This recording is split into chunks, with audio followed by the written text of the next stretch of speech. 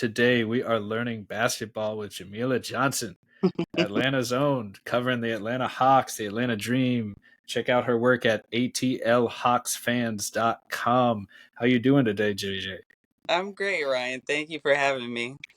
No doubt. Really excited to dive in. I've been following your work for a long time, and there's a lot of exciting basketball here in Atlanta right now. So, but before we dive into the basketball of it all, I would love to hear a little bit about your path and journey into covering the sport. And I believe you went to Spelman Yep. for college back then. So, how do you end up going from there to where you are now?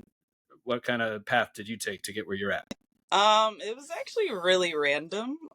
So I just started watching basketball really late in life. So actually after I graduated college, and then I came back home after being abroad. Wanted to spend time with my brother and my dad. They were watching basketball, and I'm like, okay, let me go ahead. Yeah, so I sat and I was watching with them and just started picking up on things, asking questions. And it kind of just took off from there. I started tweeting about the Hawks. I was watching Hawks games, live tweeting and everything. And then Bob Rathman saw me and someone else live tweeting, and he suggested that we start a blog. And I was like, sure, why not? So Why started not? a blog, and then I went to community events. I met Larry Drew, who was then, the head coach at the time, and he introduced me to some people, and they were like, okay, you can, try it out. PR was very cool. They were like, try out a game, see what it's like, keep going. So I just kept going, and then that's why I'm here now. Hey, that's awesome. I can relate to a lot of that. Just kind of similarly, watching Magic games with my dad and obviously my brother growing up as well too. But more recently, just watching games and kind of tweeting about them, and then kind of finding a basketball community online and realizing kind of there could be a career there, and there could it could be more than just a hobby to enjoy the sport, but turn the hobby and passion into something full time eventually is the goal there. So I, respect that grind and appreciate you sharing that. And, so what kind of advice would you have to someone that might want to do something similarly down the line? Like what should they be focused on, or what kind of, work or people should they be kind of focused on communicating with and networking with to get where you are today? Definitely. I would say first and foremost, keep writing. That was my thing, just writing. It doesn't have to be great. It doesn't have to be perfect. Just write. Just write, watching games and writing and just talking about it. Definitely going to different events when, the team has community events, just being out there. Obviously, going to games is good, but I think community events are oftentimes good times for people to meet with teams. Or if you see a player having a certain event, go to that, maybe talk to some people there. So that's really just it, just kind of networking and seeing where the team is and kind of being where the team is where you can be. So that's my main point of advice. Yeah, you got to hit up like those Planet Fitness meet and greets. It sounds Yep. like, and the All sometimes the like, yeah, the 5Ks. yeah. Sounds about right. You got to just put in the work and be everywhere. I dig it. So did you grow up a Atlanta sports fan as well, or did that was your family into that specific set of city and teams, or how do you end up with the Atlanta? Uh, no. So I'm originally from New Jersey. I grew up here and I spent most of my life in Atlanta. But my family, my dad growing up was a Dodgers fan because New York, Brooklyn Dodgers. Hmm. Um, and then my brother was a Yankees fan. So my dad's a Knicks fan. So it was very like New York. Divided Yeah, household. very like northern driven, and then the Nets when they were in Jersey. My brother was a Nets fan, then I was a Nets fan, kind of. So it just kind of from there. When we moved here, though, my dad he played basketball, he coached basketball, so he was a basketball savant. Like he just loved the game, so he watched it wherever he was, and he had season tickets here. I didn't go because I wasn't interested at the time, so I never really went. I went to like a couple games where I was able to see like Matumbo and all that. But for me growing up, when I started to get into basketball, they were watching the Hawks because it was the local team, and my dad supported any local team. If he was in the city, he's supporting the local team. So that's where I kind of took off from just supporting the Hawks. So for me, when I really got into it, the Hawks were my favorite team to support. But I've always kind of at heart been a Nets fan because they were like the first basketball team I knew that was local when I was in Jersey, and then even came down here. Yeah, and shout out to your pops. Rest in peace. And Yeah. I caught that really heartfelt article that and Oh, maybe interview that you did as well for to celebrate Father's Day with DeAndre Hunter and Onyeka Okongwu as well. And so I was just generally wondering what kind of advice or tips did your dad share with you on basketball and this journey, this career? Any tips to kind of look out for? my dad he was just a lover of the game. So for him, just watching it, and when I was younger, it used to annoy me to no avail just to see every time I come in, he'd be watching some sort of game. And he was just for period. So if it were in basketball season, he's watching baseball. If it's, like he's watching soccer. So for him, that was the biggest advice for me was to just watch the games. If you can, ask questions when you can. Genuinely don't stop trying to learn the game.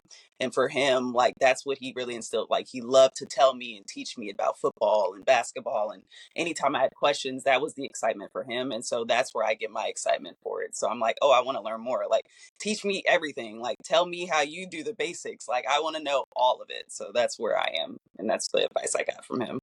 Yeah, I mean the right kind of podcast to share these tips with. This is learning basketball after all. So on that point on questions, I need some advice. I'm sure you have a lot more reps than me. I've been a Orlando Magic credentialed reporter for a couple months now. I've gone to about 7 or 8 games, and you find yourself trying to ask interesting questions without trying to sound like a know-it-all or trying to like come off the wrong way. You got to word things right. So what advice do you have for me just talking to coaches and players? Like what should I be considering, I guess, when coming up with a question? What, and more so anyone, what goes in to asking questions respectfully and the right way without tripping over your own words? Yeah, so this is something that for me has been developing over the years. And it's kind of funny because it's a little bit like basketball and like sports in general, but it's like know your personnel. That's what I always think about. And so for each coach, it's different, which is what I've learned over the course of what 4 coaches now. And it's just you know what coach likes to answer what types of questions and how you can kind of word questions and at what point, and you start to learn their mannerisms and just how they like to approach maybe pregame, maybe postgame practices, shoot arounds. Just you start to understand it. So for me, my advice would be to kind of get a feel for everything, kind of get to know the coach a little bit better, see if the coach likes to talk about, the details of the game, or if he's more on the let's just talk about the overall part of it. So that's for me, that's the biggest part is knowing what the coach will like. Now, if you find out they like to talk about the sport and the details of it, then for me, wording questions, you can be a little more specific with your questions, but it really just depends on the coach, honestly. And I go over this a lot. I'm trying to word things in a way to not sound like I'm attacking or to not sound like I'm trying to set somebody up. Like I try to word it in, okay, I'm genuinely curious about this, or I genuinely want to know the answer to this question. So that's the main part is just really just learning the coach and getting to know what the coach likes. Right. That's something I'm trying to kind of pick up as I go as well. Like you don't really realize how one word can change the whole question. And like it can turn like a positive interest into, oh, I'm now taking a shot. Yes, That wasn't my yeah, intention.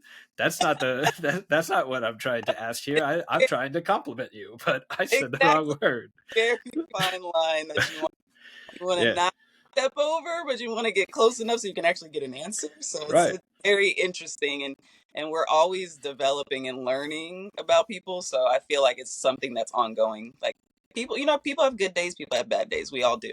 So even at that point, you got to know, well, this is a good question or this is an interesting question, but this might not be the day or the time to ask it. So it's Yeah, exactly. I've definitely hit that. And also, I don't know if I realized until being in the room and just as like a fan at home, like how much these players and these coaches live and die with these wins. Like you would think that like a Magic fan feel like is all pissed Yeah. off and all mad after a bad loss or something. Try talking to the players and the coaches that just did it, and like, Yeah. or whatever team that may be. Like, Especially right after whew, when it's still fresh. oh man, man. I mean, just the Yeah. other day, Orlando lost a heartbreaker by 1 point, and they lost like a 20-point lead in the third quarter and all that, and like they don't want to talk about that very much. I mean, you really got to like find a way to ask interesting questions respectfully, and also like realize they are very upset in that moment. So it's fine line. I said it's to me it's a fun challenge because I'm not an outgoing person. I don't feel like I'm very like sociable. So for me to find a way to ask players and coaches when they've just experienced something that's really upsetting to them, and finding a way to try to ask them something, maybe open them up with like more of a softball question or something not so related to the game, and then getting them to open up that way. And then it's just very interesting for me to kind of understand the situation and kind of assess it and approach it in that different way.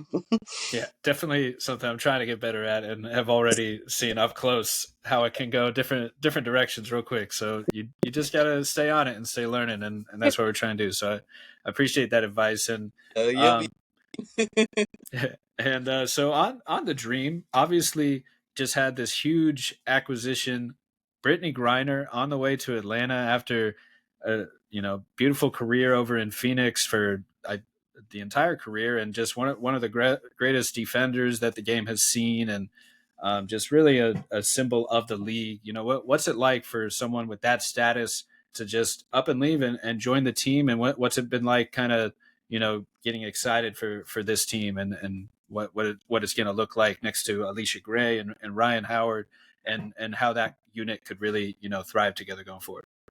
I'm really excited for the Dream because I feel like this acquisition is it's not only good for the on the court product, but also off the court and culture wise. And I feel like Atlanta, just like with the Hawks, I feel like having that big name because they had Ryan Howard, obviously Alicia, they're both all stars, but to have somebody so well known as Brittney to choose to come to Atlanta, not even be traded here, but to choose to come to Atlanta is just it's telling of the organization and what kind of future they're looking to aspire to. And I think it's going to be really exciting to see somebody of her stature working alongside a creator like Ryan, and a shooter. And it's just I'm really excited for this season for that. I'm still anxious to see how they shape out the rest of the team, but if they're bringing back a lot of the players, or not a lot, but a few of the players from last season,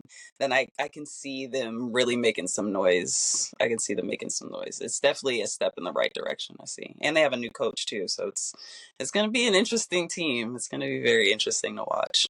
Yeah, Griner has been a staple of the league for a very long time, face of the league. So it's very cool to see her choose Atlanta, choose want to be there. That's definitely a good shout, and interesting to just see how this group kind of meshes together with Jordan Canada as well. And I enjoy watching Ryan Howard at times, just getting buckets. Like she's a bucket getter out there, and it's fun to see. So I'm excited to see the dynamic, and it's just going to be a little weird not to see her in a Phoenix uniform, I guess, after all these years. So wanted to Yeah, give her a shout, and different. yeah, big difference. And shout out Renee Montgomery as well. She's everywhere. With the Dream, former player now. How often do you see a player become an owner? Like, she's something of an inspiration, and her ability to just do everything all the time with full energy. It's like I need 3 espressos just to get anywhere close to her I'm energy on a regular basis. impressed.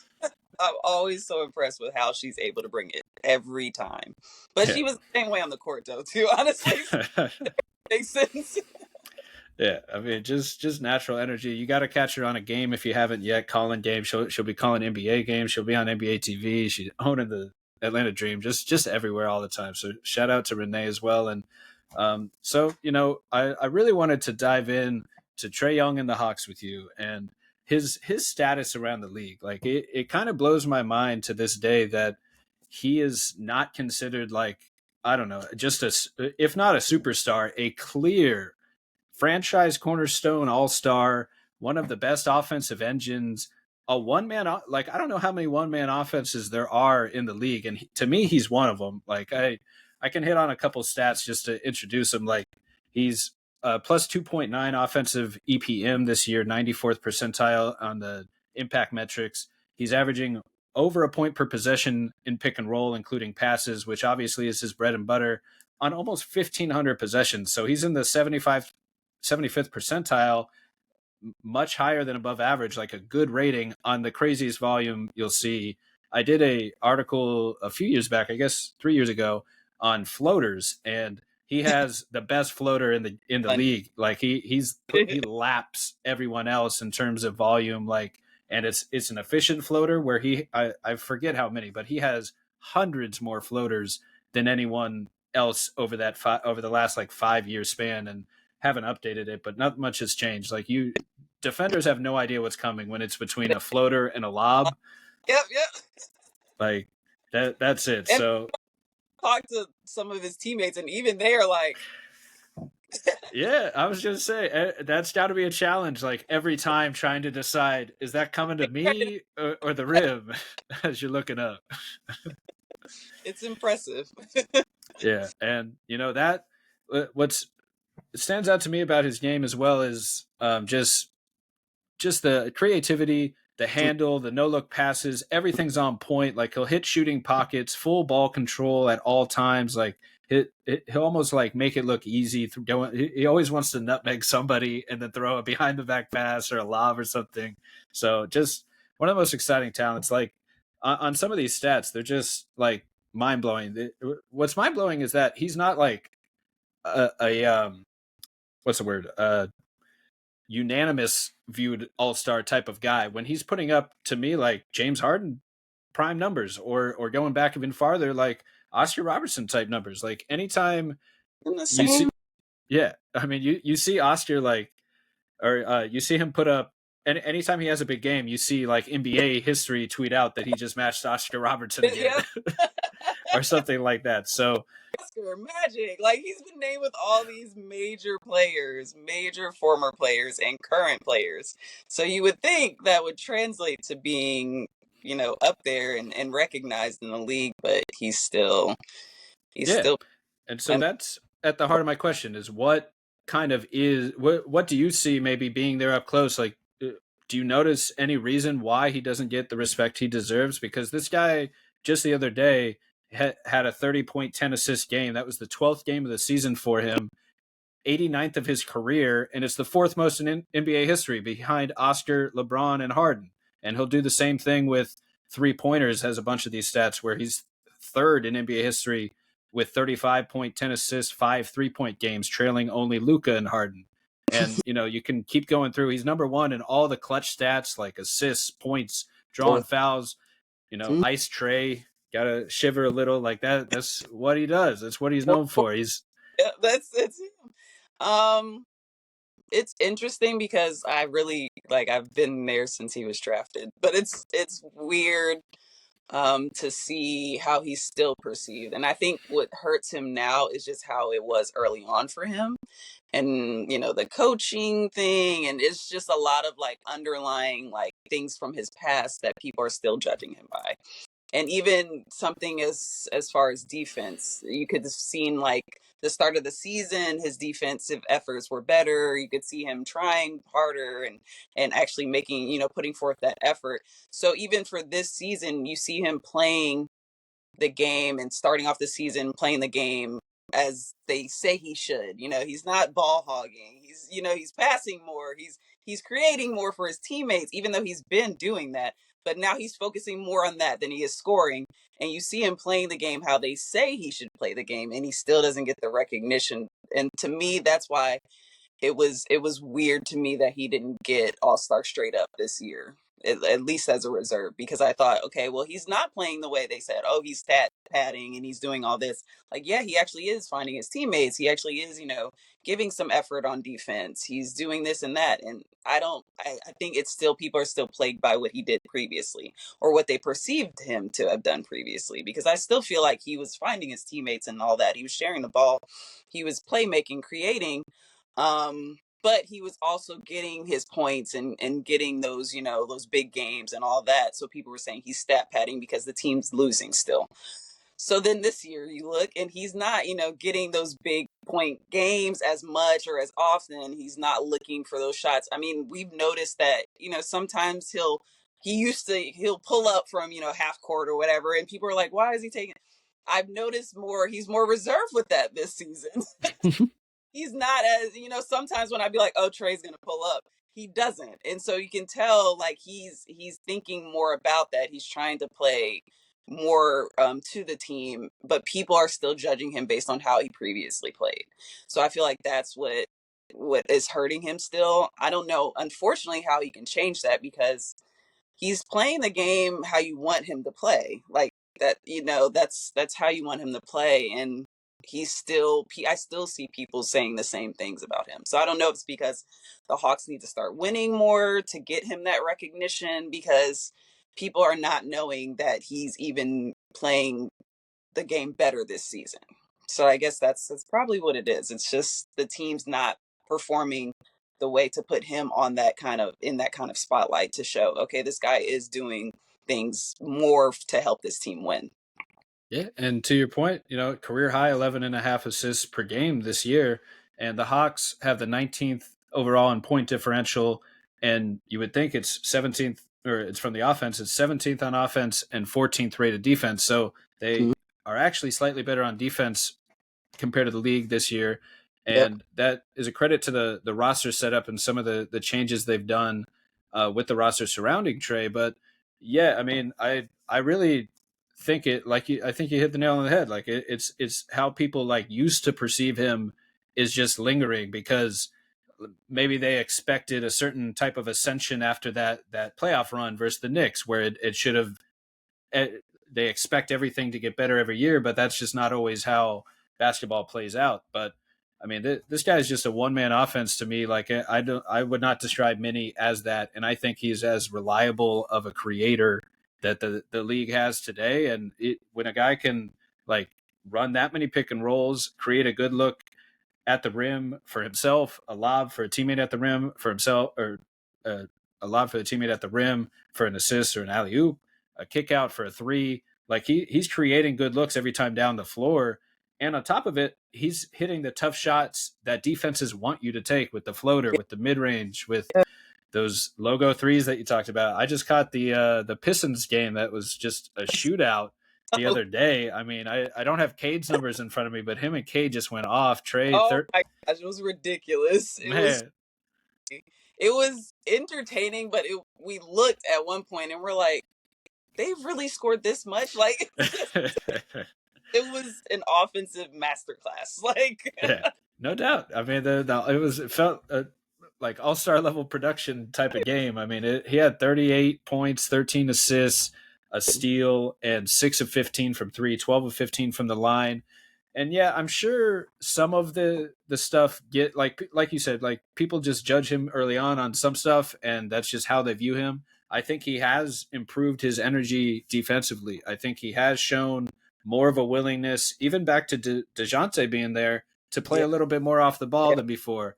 And, maybe like, I know Zach Lowe used to like do this a lot on his podcast, where he would say he wants him to play more like Steph off the ball, where he's relocating. Maybe that's just not his game. Maybe it's a little more like James Harden on the ball, where he can be a reliable offensive engine. He just probably needs the ball in his hands. He's more comfortable with the pull up and creating that way. But man, like he's just a special talent. And, I don't know if it's like something that got into the ears of coaches from early on, or bad beef or something here and there that is just following him around. But I don't get it. Like he's just a special talent.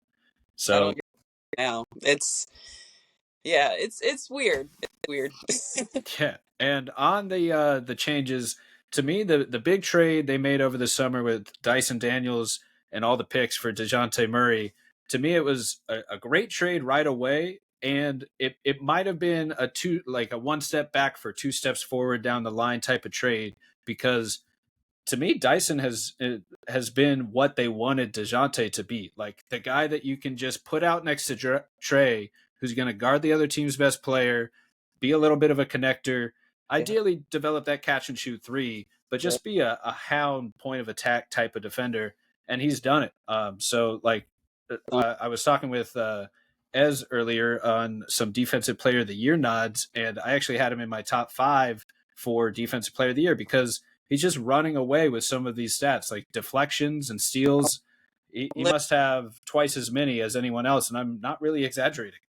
No, I know. We were literally talking about this last night. It's just, I mean, the things he's doing, it's like historical. It's historical. It is.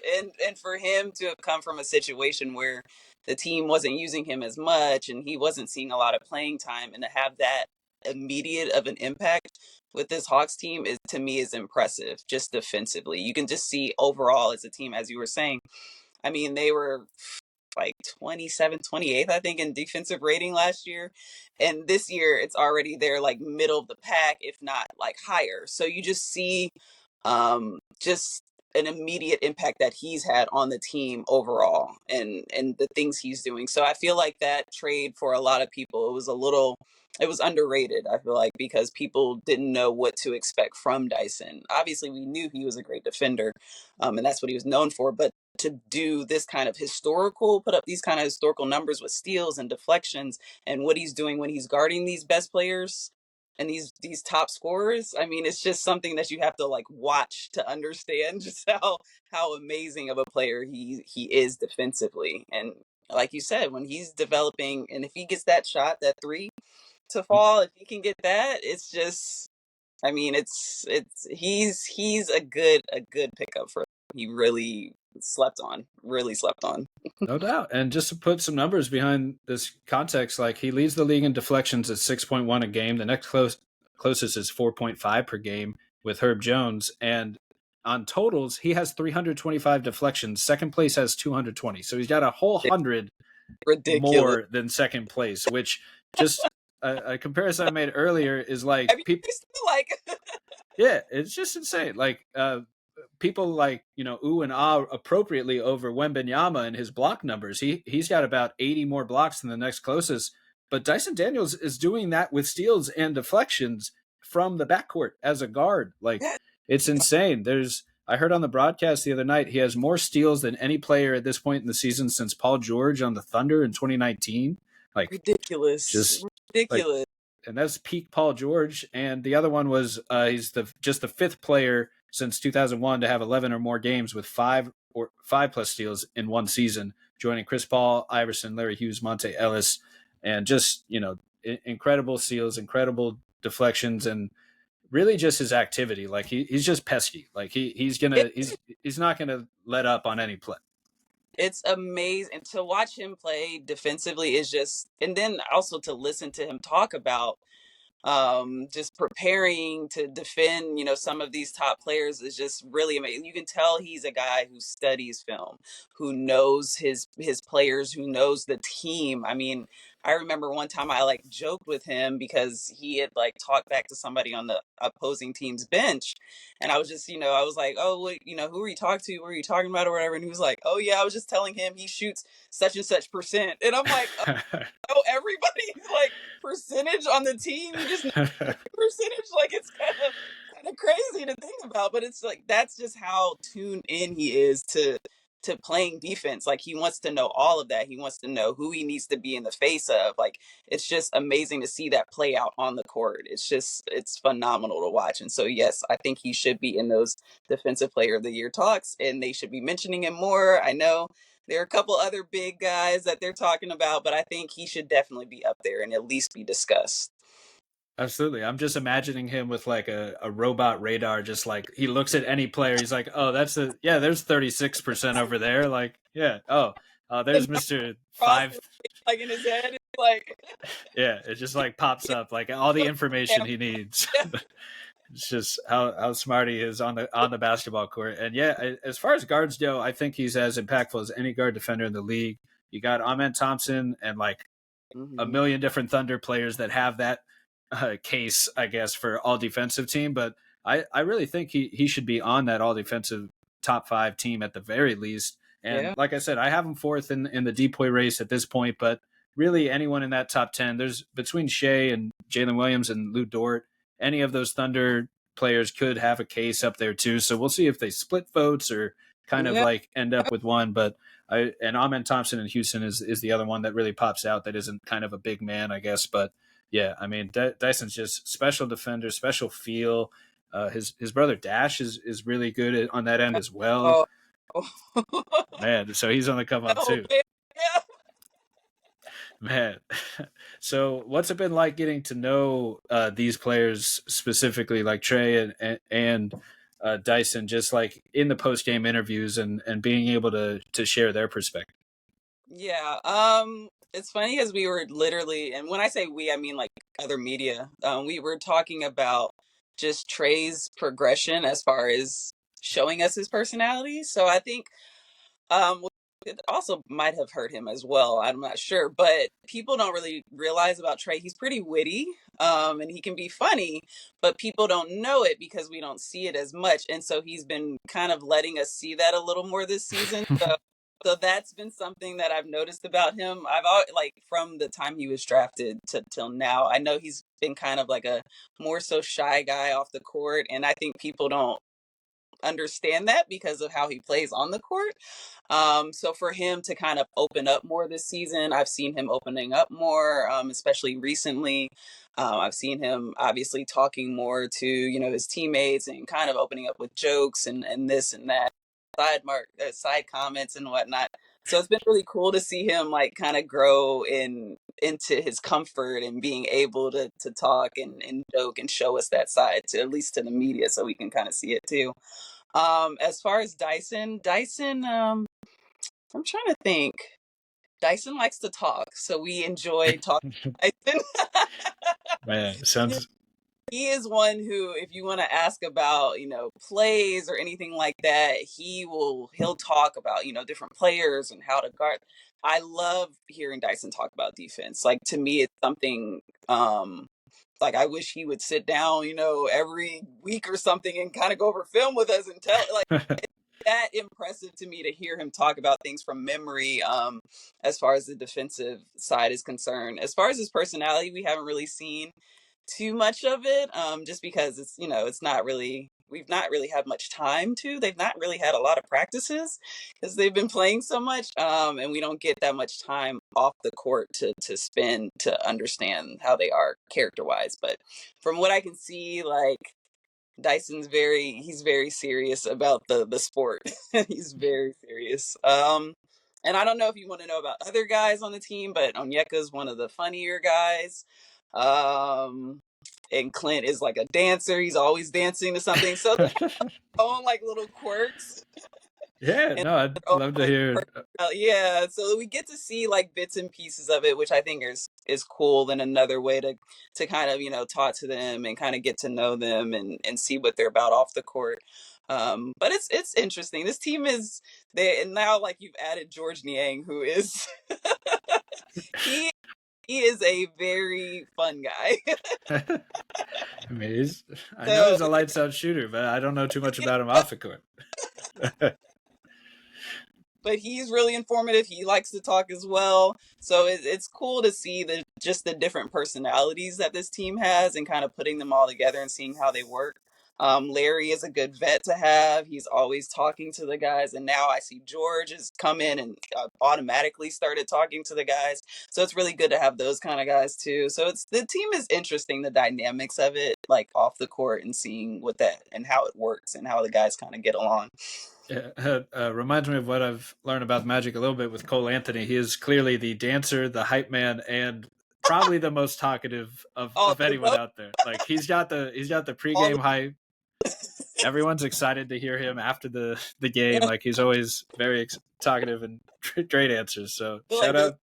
got to be one, Ryan. There's got to be at least one funny in every team. Yeah, Like every team needs a hype man to do the pregame dance and get exactly. everybody going. And obviously Suggs brings some hype too in Orlando. But yeah, that's I was just about to ask you about Okongwu's kind of development versus Clint Capella, more of kind of the senior there, and the rim roller of past and present for this team. And I was a huge fan of Okongwu back at the draft. I probably was higher on him the most just as a defender and his versatility he brings and as a play finisher as well. So I think it's a great fit next to Trae. And I was wondering kind of where you think the team is at with both of them and in their long term plans, and if there's maybe an ascension plan at some point coming along for Okongwu to take the reins as the starter there, or if it's just kind of Capella's for the time being.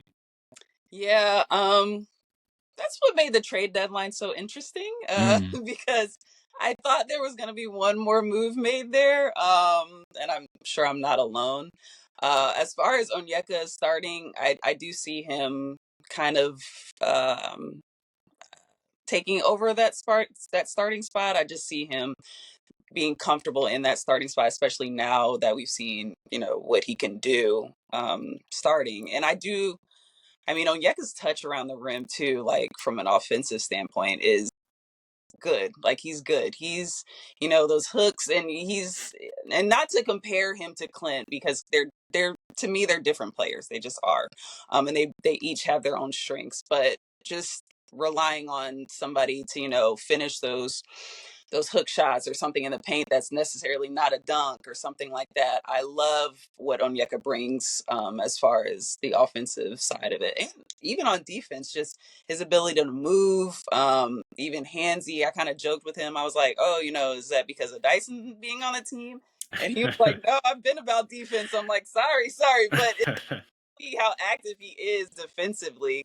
And he's even getting deflections too. So it's been really cool to see him fit into that starting lineup. I know it's weird, and I feel like the team might have been, I don't know, of course, but I feel like the team might have been looking to move Clint. So as far as him still being there, I'm not sure how that's gonna work. I'm not sure how the offseason is gonna work. But I actually like Clint coming off the bench. I feel like he's a good anchor for that second unit.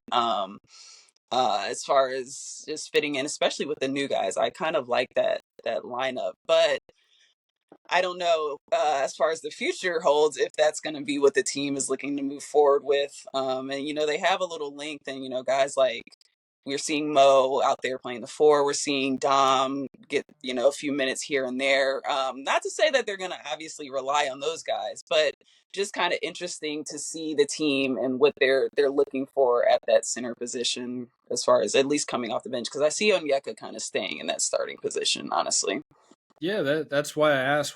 There were kind of rumors floating around like maybe Capella would be more available because Okongwu has been really really great in that starting role off of Trae, and at the general like core of this roster, I think it's a great game plan to surround a one man offense in Trae with defense and shooting, and at the Mm. moment they have that defensive versatility really rounding out through the roster, especially the front court.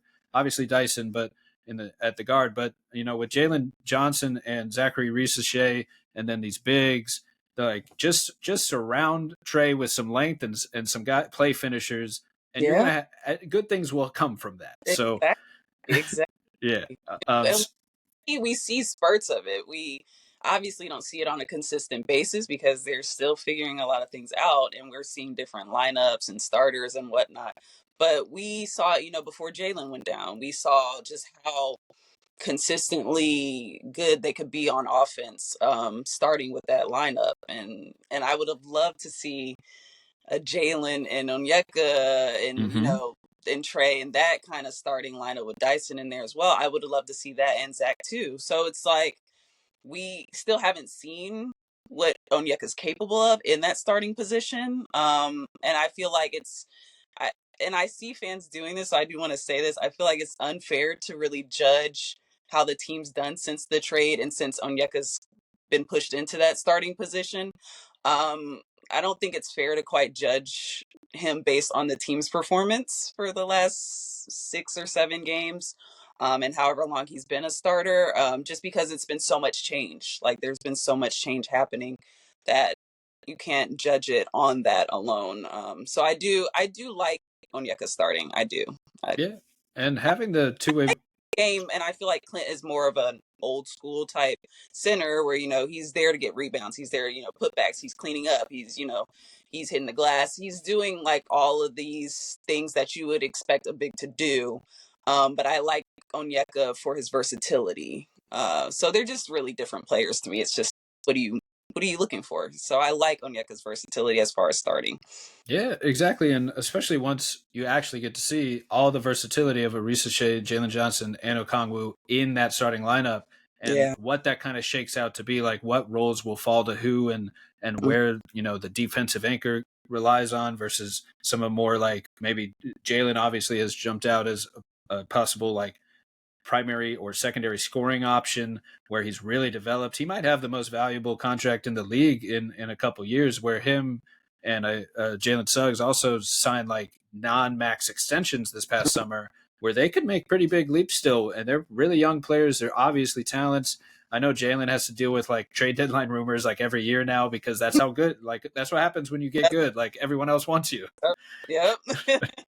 So, interested to see how that versatility shakes out. And then lastly, just kind of the direction of the team after, all these trades. You bring in Terrence Mann and Karis LeVert and Niang. Obviously, you got to deal with some injuries this year.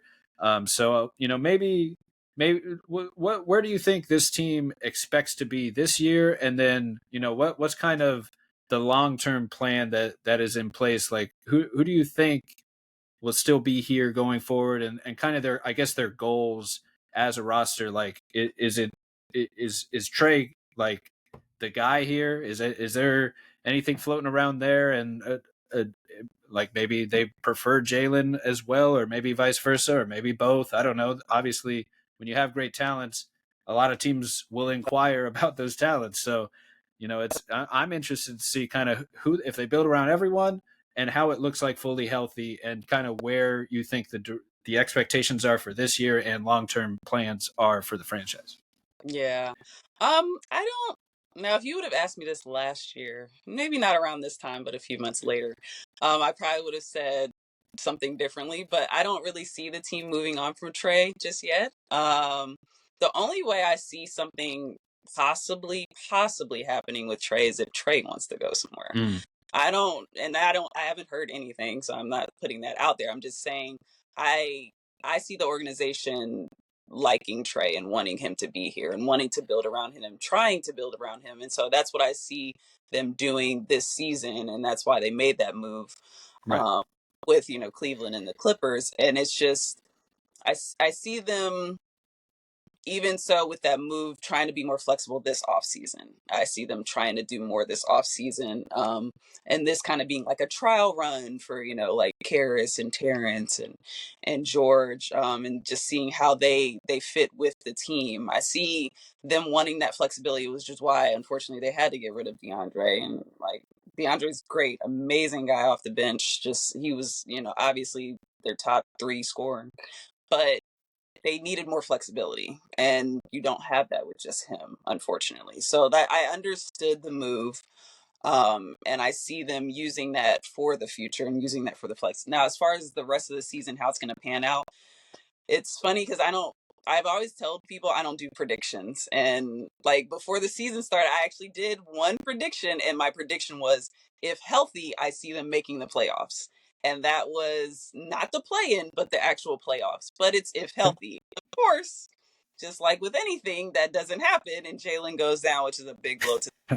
Yeah. So it's like now I'm not sure, but I could still see them. I mean, the East is so as you know, right? The East is very interesting, especially in that, I guess, like 6 to 9 or 10 slot. It's just very tight, and there's a lot of movement going on there. So as far as the Hawks doing the rest of the season, I could see them still kind of sneaking into the playoffs. Like I could see it. And seeing how Karis and George and Terrence kind of fit in with the offense, and obviously defensively is a big factor as well. But just seeing how they fit in with the schemes and with the system, I mean, I don't want to use last night's game as an indicator because it's obviously against Miami, and they're both teams that are kind of similar as far as the standings and where they are. But if you see those three guys working as well as they did together last night, and if you can see that on a consistent basis, that's kind of what the team needed. especially losing all these guys due to injury and then to trades. So we could see them sneak into the playoffs. We could see them sneak into there if healthy, obviously, with everything. So that's what I'm thinking, but I don't see that as being. I don't want to say I don't see it as being a goal because obviously the players want to win. So I don't want to say that, but from an organizational standpoint, I could see the organization saying, we're just trying to see what works around, like Trae and Jalen and see what we can get for next season. Not to say this season is a wash, but to say that they're really looking to see how pieces can fit. Like Dyson, they bring him on there. I don't think anybody was really expecting Dyson to have this kind of season. Like, yes, we know he's good, but this kind of season, nobody was really expecting it. So it was like a let's see how this goes kind of season for the organization. And if so happens the playoffs, hey, why not? But it's more so like if we can build on this and see what works, then we can take the off season and have that flexibility since they've traded away DeAndre Hunter's contract to see what we can do for next year. So I see next year being more of a deciding factor than I do this season for the Hawks. I'm not saying the season's over at all, but I'm just saying that's what I think. I think it's more of like, okay, we're trying to see what's going, we're building, we're, seeing where we can do what we can do this season. Off season, okay, now we know this is what worked, this is what didn't work. Now we know what we need to bring in, and next season is when we really are gonna try at it. Like we're going for it. So we'll see though. I don't know. Right. No, I think that's a great point, especially, on just the East aspect. The Hawks are sitting at the 8 seed, and it almost feels like, to that point, like a happy accident if they make the playoffs. Like they're almost like, it feels like a rebuild on the fly type of a year. Like we Mhm. mentioned earlier, bringing in, more of a prospect in Dyson, who's just exploded with more opportunity, with impact. So now you have him next to Trae, and obviously you lost Jalen, so that affects, like, the long term outcome for this season. Obviously, when you lose one of your best players, it's Yep. not going to be a normal thing to judge. But at the very least, you can see who meshes with Trae and Dyson and Yeah. Okongwu.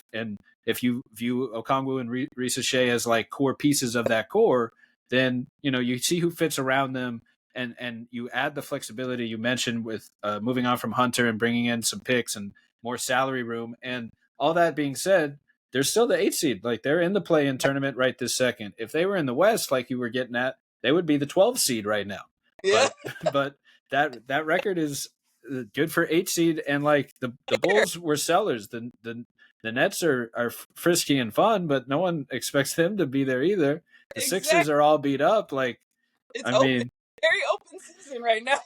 is there for the taking. Like, if the playoffs But ended today in the old format, they would be in. They would just be the 8 seed, but they're at the very least in the play-in range and look to stay there at 4 games above the 10 seed too. So, I mean, they could very well work their way into a little play-in game and get some experience there. And, yeah. maybe they go up against the Cavs or Celtics in a playoff series. Man, can you imagine if Oh they my. somehow got the Knicks in a playoff Oh series again? Because they're sitting at the my. 3 seed. The league needs it. We all need it. Like, by accident, and then Trae just wins a few games because he's Trae. That, Man, that would be something to man, behold. that's like winning a rivalry game in college football, where that's the only thing that matters at the end. Like, we're not going to make the big game this year, but we're going to beat our rival, or beat the other team that we like to mess with. Yeah, that's it. That's it. That would That's be it. like it would be very welcomed. No, and yeah, I mean, the league is better with Ice Trae and MSG just kind of like owning the building. He lives rent free to this day to Knicks fans. So Fans and everything. I was just saying this earlier. I honestly think that probably has to do with his reputation, because there's so many New York biased people out here covering the league that they're Actually, still hurt by that. That actually, they you're onto something. I didn't think about that. like, there's just so much in New York, and I mean Boston and LA, I guess too, but there's just a Yeah, lot of bias, I guess, in the national landscape of it I was all, gonna where say not well liked in those cities you named. So it's just, um, it's me against the world for Trae over here. But man, man, well, I really appreciate you taking the time today, JJ. It's been fun right. to just dive into the Hawks and Atlanta basketball, and your journey. And yeah, it's great to hear your perspective, and love to talk hoops. So down to do it anytime. Wish Cool. you the best of luck doing the rest of the way this season. Ryan, thank you for having me. This is great. Yeah, absolutely. Anytime. Well, a lot of fun talking hoops. Thanks again for hopping on. Thank you.